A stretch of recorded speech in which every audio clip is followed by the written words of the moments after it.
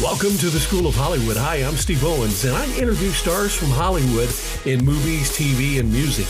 Each episode, we find out what it took to get our guests to the success they have today.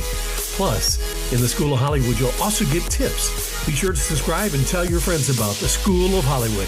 School is now in session. So, hello, my name is Gabriela Milla. Well, nice to meet you, Gabriela, and welcome to the School of Hollywood. You're on a major hit TV show. I actually reached out to you instead of a publicist coming to me because it is actually one of my favorite shows that's on TV right now. The comedy is so great in there. And, the story is about a young boy in his dream of working at a hotel, and he runs into all sorts of kinds of things, from the complications of working there to dating, and you happen to be one of the people that he dates. Maxima Gallardo. I am the girl that comes to kind of become a little bit of an earthquake in his life in season 2 of the show. And I know you're a huge fan, Steve, which it was so cool. It's so cool when we get messages from fans, but they're always so heartfelt and beautiful and lovely, like the show is. But I was really excited to come. So thank you so much for having me and to chat about the. So your character, it comes in the show and she kind of pickpockets things and takes them away. What are some of the cool things that you walked away from the hotel with?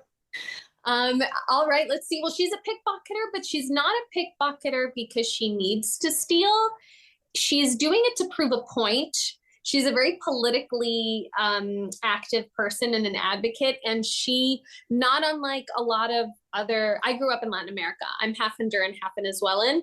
And I remember my dad had this big, there is this kind of nationalistic, like really stuck to our roots feeling in Latin America that the Americans, the gringos, quote unquote, come in with their big fancy resorts and such and just kind of steal our culture.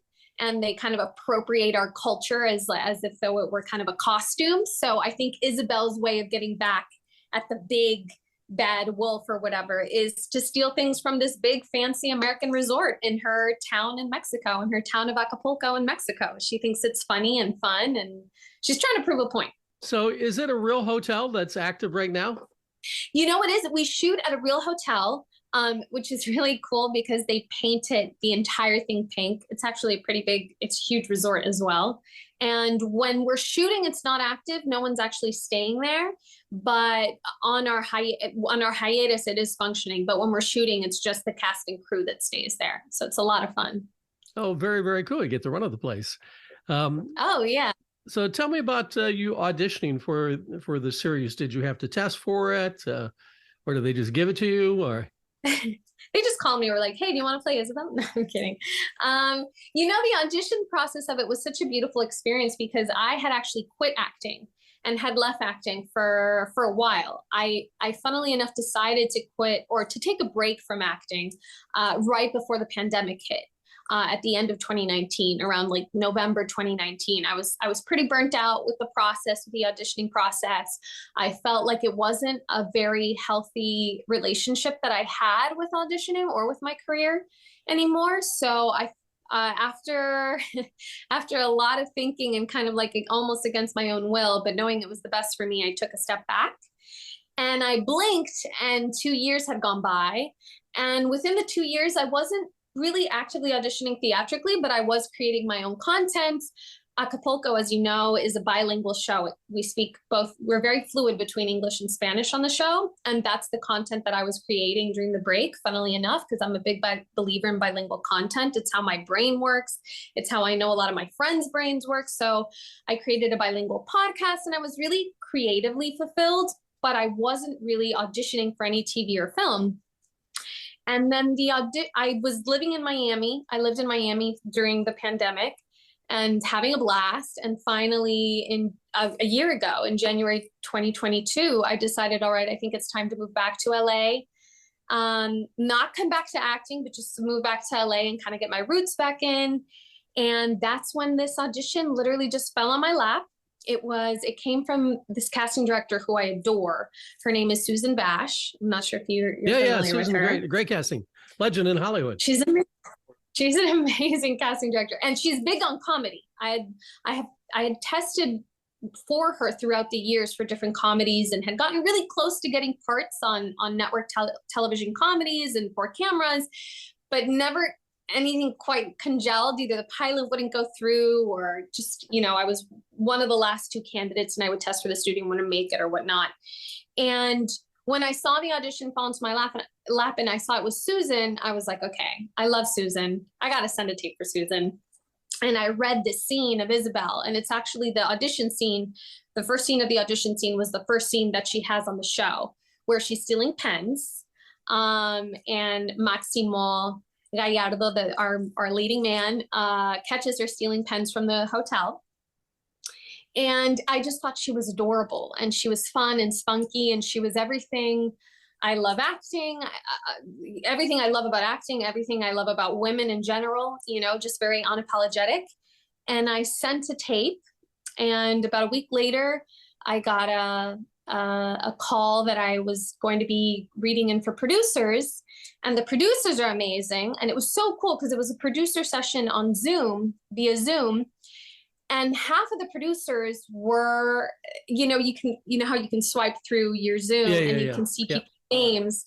And it was so cool because 50% of the producers were Hispanic names. And that's like, I've been auditioning in Hollywood for a while now. You really don't get 50% of a producer session all being Hispanic names. And that was really, really exciting to me. And then, the producers that were American-based were just like these legends, right? Austin Winsberg and Chris Harris, who I'm a huge fan of, and Jake Harris, who's our director and one of the executive producers, just all these huge names. And then on the Mexican side, all these behemoths of, comedy, like Eugenio Derbez and Eduardo Cisneros. So that was really exciting, but I think they were a little concerned on the Mexican side of things that I wasn't authentically Mexican. I'm Honduran and Venezuelan. So, they really, really liked me, but I think they were concerned about authenticity. But I still got to chemistry read with Enrique, who's our fabulous Maximo. He's just an amazing leading man, about a week later. And everything there's so many little funny stories within the testing process that I don't know if you want me to, this story can go on forever. This is School of Hollywood. School of Hollywood. Yeah. Well, my manager calls me to tell me, listen, the producers love you, but they're concerned you're not Mexican. They're really concerned that, they want someone authentically Mexican. And by this point, I had taken a break for 2 years. I don't think I took myself or the business so seriously anymore. I was really more in it for the enjoyment. And I said, if they like me, great. And if not, then I'd be bummed, but I can let this go. I just knew it wasn't life or death anymore, the way I used to treat auditions.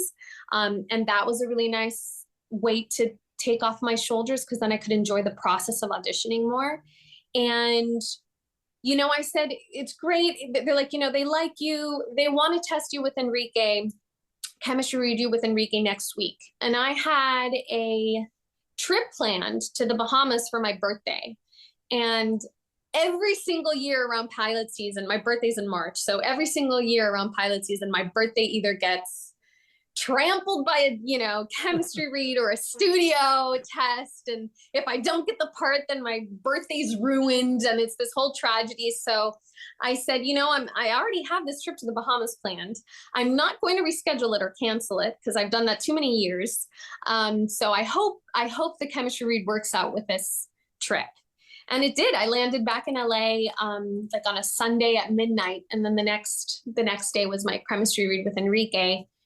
He's a joy to work with. I think that was one of the things that excited me the most about joining the show, was he's such a great leading man. And when you're going to play someone's romantic interest for a season, you really want your leading man to be at the very least likable, And he is very much so. He's a great actor. And the chemistry read was great, but I had landed so late the night before that there was a new second scene that they had sent me that I hadn't seen. But I think the adrenaline was pumping so strong. And when they told me, are you ready for the second scene? And I realized I hadn't rehearsed or studied the second scene. I wasn't off book. I just said, let's just cold read it and have some fun. And we did, and it was a blast. And it went really well, but I actually, about a week after that, I got a call that I hadn't gotten the role, that they really loved me for it, but that because I wasn't Mexican, there were concerns. And I think I loved that part of the experience, because even though I was really bummed about it, I really loved the show. I really I felt great chemistry with Enrique and had a lot of fun. I kind of was just like, I'll let it go. I also understand, because if you want to protect someone's culture, like I understand what that feels like, but also with the frustration of, I'm half Honduran, half Venezuelan. How often do they write half Honduran, half Venezuelan roles? Like not very often. So, but again, I think I had just come off of this 2-year acting gap where I just had a great, fresh perspective about it. Again, not taking myself too seriously. So I said, all right, I'm bummed, but life goes on. I shed a tear or two, and then that was that. And then the next morning, my manager called and said, I swear to God, I wasn't lying last night, but Apple intervened and said, no, you're their girl. You're Isabel. So I got to be Isabel. And that was pretty cool. Yeah, it's called the power of the network. The with the final say. The ones with the money control the show. Yeah, exactly. And then later, obviously, it was explained to me the other candidate who they were going to give it to was also fabulous. But I think the network, the producers were concerned that the network would be concerned about my nationality, and Apple TV was okay with it. And within 48 hours, I was in Mexico, COVID testing to get ready to prep. That's a fantastic story, because, it is heartbreaking when you find out you just lost something, but it's even a bigger rush when you find out you actually got it. Yeah, I had all of the experiences in one. The yes, the no, the yes. Yeah, it was pretty complete. Doing a bilingual show, how much freedom did they give you to throw in your own dialogue, say in Spanish, that may not fit you in the way that it's written on the page? Right. I think our writers do a pretty exceptional job of translating it pretty perfectly to Spanish, because a lot of the jokes are thought of in English, but then translated to Spanish. Of course, the writers were very much so like, if this doesn't feel natural to you, if this isn't something that it feels like natural to hear or to say, feel free to change it. But most of the time I tried to stick to book, because I knew, especially on a show like Acapulco, where the writers are just on another level. They're just on this like comedic stratosphere. That every single word, especially coming from the character of Isabel, is very well thought out. Mm-hmm. So I remember once I had changed a line. I didn't even particularly want to change it, but one of my co-stars was like, nah, change it. It sounds kind of weird. And I remember them coming to set and being like, no, it has to be in this order. I was saying the same words, but in a different order. And they said, no, it has to be in the same order, because then it connects to this scene that's like, 2 episodes down. So I really tried to respect what the writers had on the page, because it was so well thought. Acapulco is falling in the footsteps of shows like The Grand Hotel, Diva Maids, Baker and the Beauty, with the bilingual. Do you see that happening more and more in television in the United States?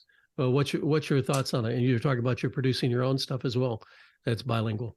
Oh yeah, absolutely. I mean, I'm prime audience for bilingual content. I mean, my brain functions in English and in Spanish. It's very hard for me to stick to one language. I always say I'm funnier, smarter, and more at ease, and when I can flow between both easily or swiftly, So I was already, like I said, during the pandemic, creating my own bilingual podcast, and really passionate about this whole generation of Latin Americans that have grown up either in the US or abroad, who speak both languages fluently and feel seen. Like, I know when I watched Acapulco, like I know you said you were a fan, I was a huge fan of the show, because I don't even know when they're speaking English or in Spanish. I forget that Isabel is a character. 99.9 of what she speaks on the show is in Spanish, because I'm just such a firm believer of bilingual content, because I'm the perfect audience for it.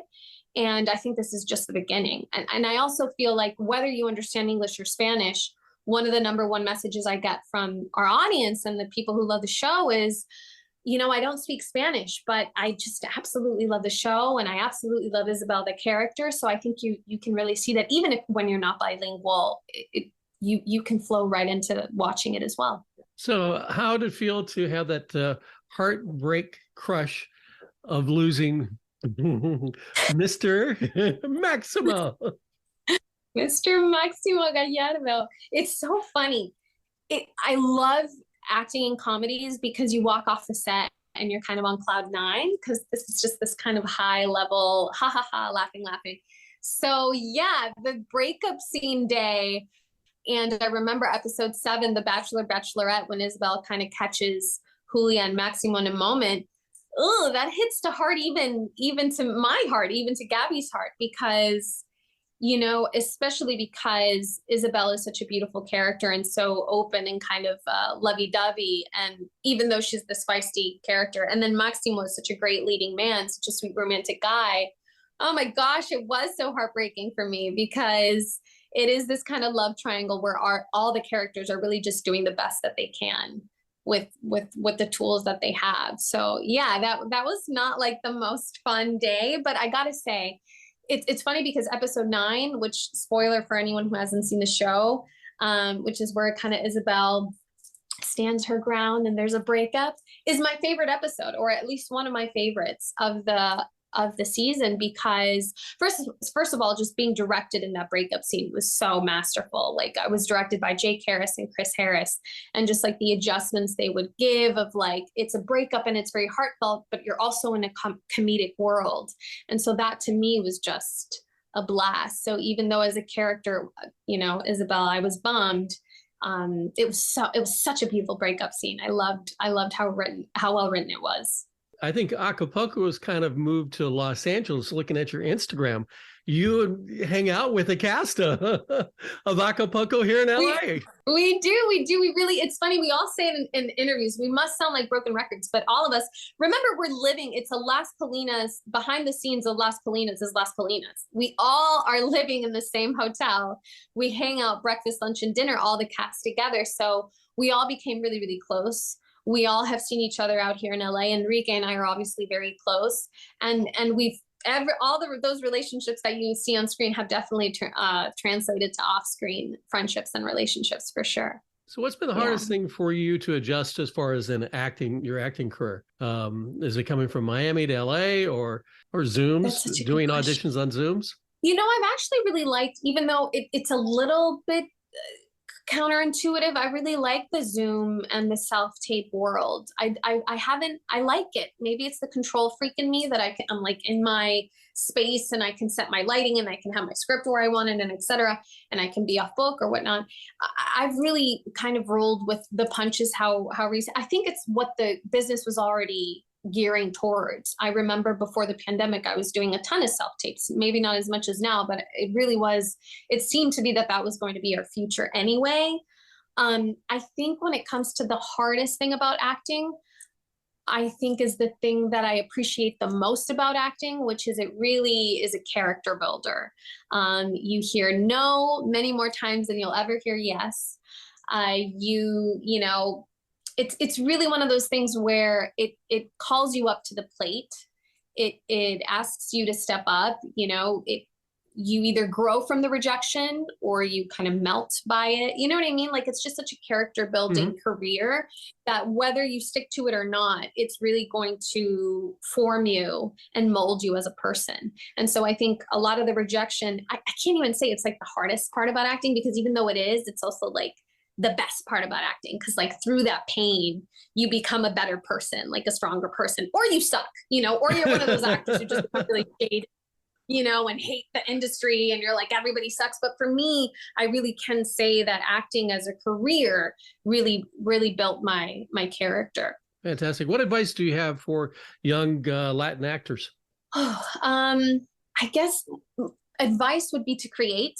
There's so many of us that are like, well, like me, I could say like, I don't see any Honduran Venezuelans on screen. And it's like, so then be that Honduran Venezuelan that puts yourself on screen, write your own content.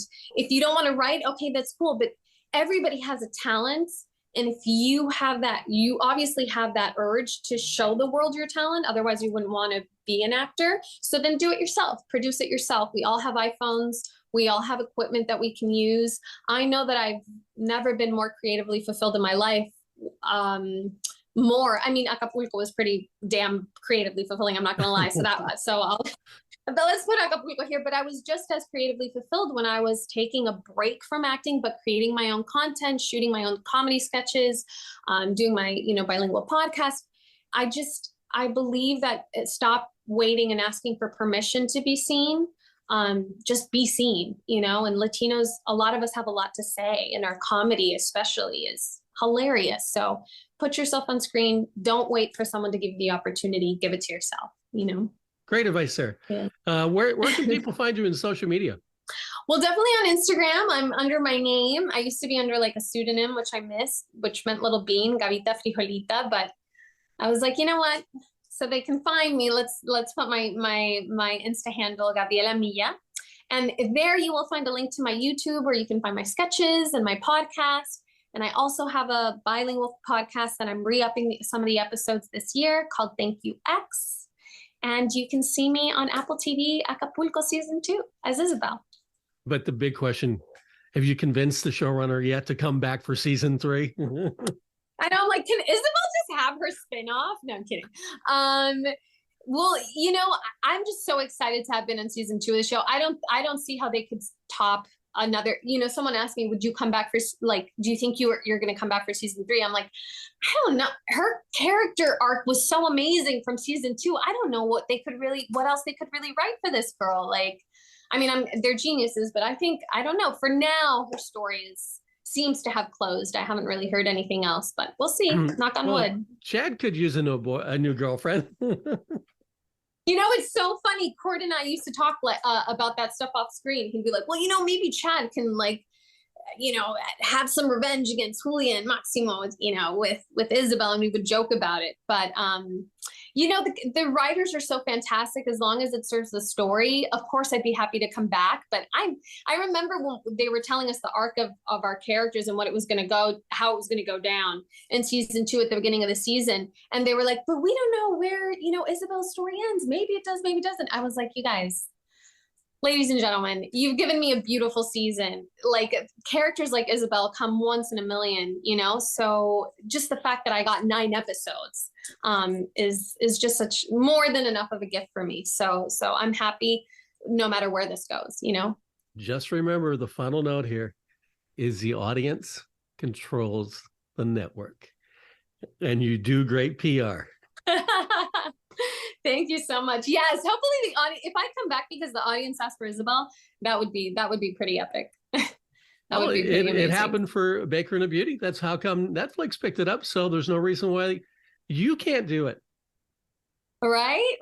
Yeah. Well, and that's the cool thing is now with Isabel, the bar has been set so high, it's Isabel or something even better, Isabel, or if it could be even better because Isabel is great, but or just either another character just as special or creating my own content, continue doing that. Well, I look forward to seeing more stuff on you, and thank you for being on the School of Hollywood. Thank you, Steve. It was a pleasure. I'm so happy you had me on. Thank you for listening to the School of Hollywood. If you enjoyed the podcast, please tell other actors and musicians. And if you really like the podcast, do us a big favor. Put a little mention under social media.